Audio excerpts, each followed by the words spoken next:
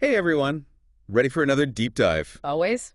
Today we're tackling one of Winston Churchill's most famous speeches, some chicken, some neck. Oh, that's a good one. But to really get it, we need to go back to 1940, right? When Britain was facing Nazi Germany and things were looking pretty grim. Yeah, June of 1940. So imagine this, you're at this tense war council meeting at the Chateau d'Oeil. Okay. You've got Churchill on one side fiercely arguing that Britain needs to keep fighting no matter what. Right. And then you've got these French generals who are basically ready to throw in the towel. Totally. They've just been crushed by the Germans. Exactly. And right in the middle of all this, General Maxim Weygand, this French general who's convinced that France is doomed, basically says, in 3 weeks, England will have her neck wrung like a chicken. Wow. Talk about a chilling prediction. Sounds like psychological warfare, you know? Trying to make surrender seem like the only option. But here's the thing, it totally backfired. It did. Instead of crumbling, Britain kind of took that image, the chicken about to have its neck wrung, and used it to fuel their defiance. Like they said, we're not going to be your chicken. Exactly. And that brings us to the first big test of that resolve, the Battle of Britain. Ah, yes. So to get a feel for how intense this air campaign was, imagine your pilot officer, Bob Foster, a young RAF pilot. Okay. He talks about this constant tension scanning the skies for enemy Messerschmitt 109s. Right. And then suddenly, the order to break formation, the gut-wrenching moment when he sees a comrade shot down right beside him. That's got to be terrifying. Absolutely. And then in a flash, he's counterattacking the disorientation of scoring his first kill. It's a powerful reminder that war is this messy, complex thing, you know, full of moral ambiguities. For sure. And it's in the middle of all this chaos that Churchill gives that famous speech about the RAF, never was so much owed by so many to so few. Oh, yeah, one of his best. Still gives me chills, but of course the fight was far from over. When the Luftwaffe couldn't win air superiority, the Nazis switched tactics right. They unleashed the Blitz. Right. A brutal bombing campaign targeting civilians. Trying to break their morale. Exactly.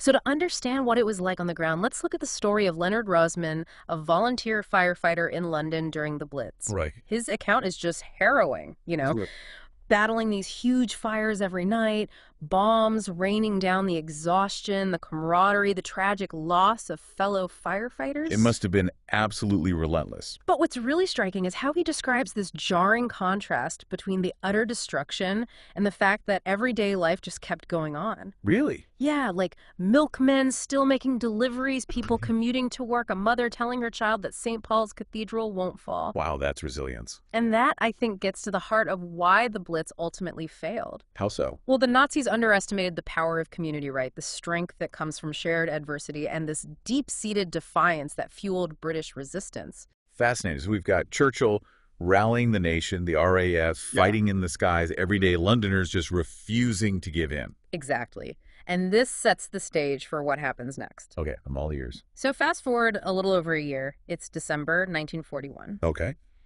Britain, despite everything, is still standing strong. Amazing. The U.S. has entered the war, and Churchill, speaking to the Canadian Parliament, uses this moment to deliver an incredible rhetorical punch. Ooh, this is where some chicken, some neck comes in, right? You got it. I love it. His words are being broadcast not just to Canada, but back to Britain.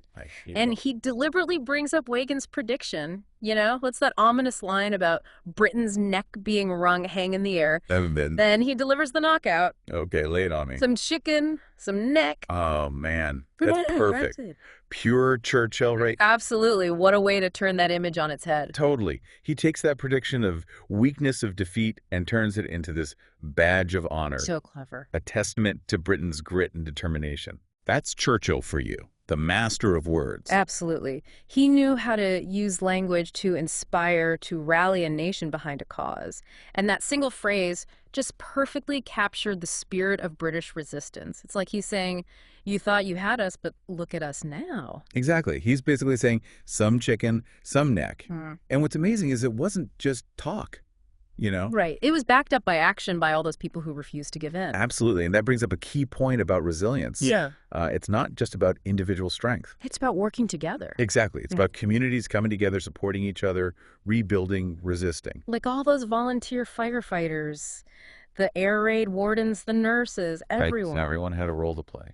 And it makes you think, Right, this idea of drawing strength from each other, it feels pretty relevant today. I mean, Yeah. we're facing so many huge challenges, pandemics, climate change, political divides. It can feel overwhelming. Yeah, it's true. But these stories remind us that we're not alone in facing adversity, and that by tapping into that collective spirit, we can overcome some pretty daunting obstacles. You know, another thing that struck me about this whole story, What's that? it's the power of information, or maybe the battle for hearts and minds. Oh, yeah. Wiggins' prediction was basically propaganda. Right. He was trying to plant these seeds of fear and doubt to break down British morale. And Churchill countered it with a completely different story, one of courage and defiance, and ultimately the belief that they would win. It's a reminder that even in the darkest times, words have power. Totally. They can shape our understanding of things, influence our emotions, and even guide our actions. And that's especially important today when we're bombarded with information all the time. Mm. So much of it's conflicting or just plain wrong. Yeah, it underscores how important it is to be critical thinkers, to question what we hear and read, and to seek out different perspectives. And speaking of different perspectives, one thing that really stood out to me in Pilot Officer Foster's account, the moral complexity of war. Oh yeah, how so? He talks about the adrenaline rush of aerial combat, but also the weight of taking a life. It's not this simple good versus evil story. Right, war is rarely that black and white. It's messy, tragic, and it forces people to make incredibly tough choices. It makes you think about the lasting impact of those experiences on the people who lived through them and on the societies they shaped. Absolutely. Trauma loss, Yeah. the moral dilemmas of war, those things leave scars. And if we want to build a more peaceful and just world, we need to understand those complexities. So we've covered a lot of ground here, the tension at Chateau d'Oeuvres, the Battle of Britain, the Blitz, and of course Churchill's powerful rhetoric. As we wrap up, what stands out to you as the most significant part of British resilience during this time? Hmm, that's a tough one. But I think it's the combination of individual courage and collective action. You've got people like Pilot Officer Foster risking their lives in the air, and everyday citizens like Leonard Rosman putting themselves in harm's way to help others. But there's also this incredible sense of national unity. Hmm. People from all walks of life pulling together, supporting each other, and absolutely refusing to give up. It's that Blitz spirit we hear about. It wasn't just about keeping a stiff upper lip. It was about pitching in and finding ways to make a difference. Exactly. And that collective spirit, that sense of shared purpose, is probably the most powerful weapon any group of people can have when facing hardship. It's what helps us get through tough times, rebuild, and come out stronger on the other side. And it's a reminder that resilience isn't something we're born with, you know? We have to work at it. Exactly. Yeah. It's something we develop by facing challenges. And like any skill, it needs different kinds of training for different people. Some people find strength in being alone and reflecting, while others need community and connection. So as you go about your day, your week, your life, really pay attention to what makes you resilient. What helps you bounce back from setbacks? What gives you the courage to keep going when things are rough? Because in a world that's always throwing curveballs, that ability to adapt, to overcome, to find that inner strength, that might just be the most important skill we can have. And if you want to learn more about these incredible stories of courage and resilience we've been talking about, I encourage you to dive deeper into the history of the Battle of Britain, the Blitz, and of course, Winston Churchill himself. There's a ton of amazing stuff out there waiting to be discovered. It reminds us that history is more than just dates and battles.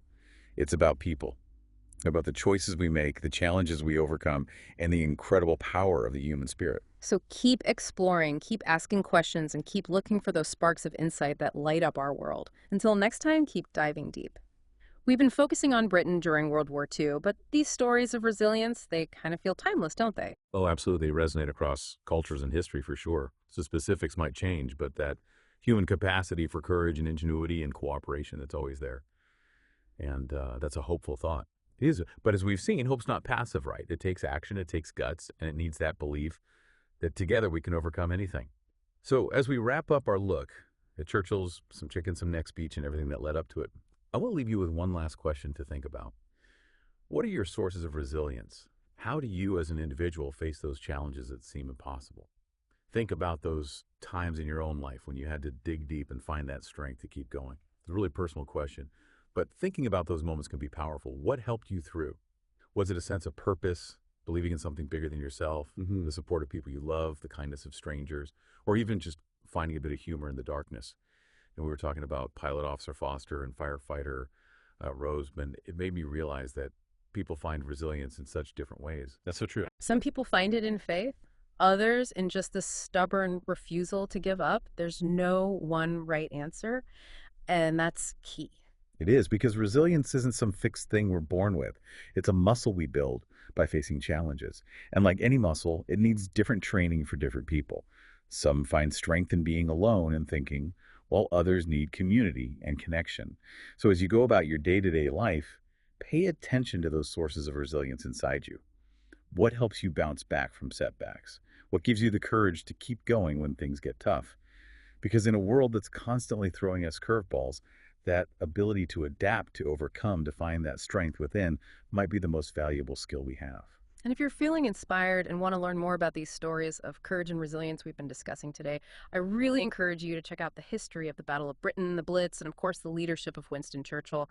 There's so much out there to discover. It's a good reminder that history isn't just about dates and battles. It's about human stories, about the choices we make and the challenges we overcome, and about that incredible enduring power of the human spirit. So keep exploring, keep asking questions, and keep looking for those sparks of insight that illuminate our world.